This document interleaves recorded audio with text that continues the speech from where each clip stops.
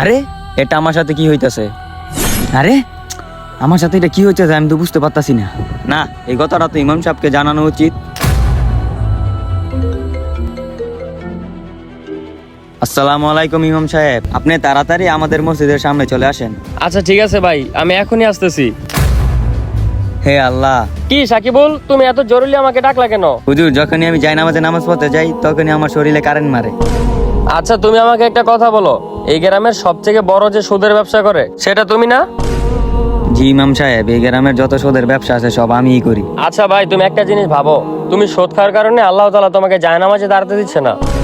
এবার চিন্তা করো আল্লাহ তাআলা তোমার এতগুলা গুনাহ কিভাবে মাফ করবে। এখনো সময় আছে ভাই, বিসমিল্লাহ বইলা জায়নামাজে দাঁড়াও আর আল্লাহ তাআলার কাছে তওবা করো, আর আল্লাহ তাআলা তোমার সকল গুনাহ মাফ করে দিবে। জি ইমাম সাহেব, ঠিক আছে। তাহলে তুমি থাকো, আমি গেলাম। আমি অনেক পাপ করে ফেলছি, হে আল্লাহ তুমি আমাকে মাফ করে দিও। তো বন্ধুরা, আমাদের ভিডিওটা ভালো লাগে থাকলে চ্যানেলটা সাবস্ক্রাইব করে দিন।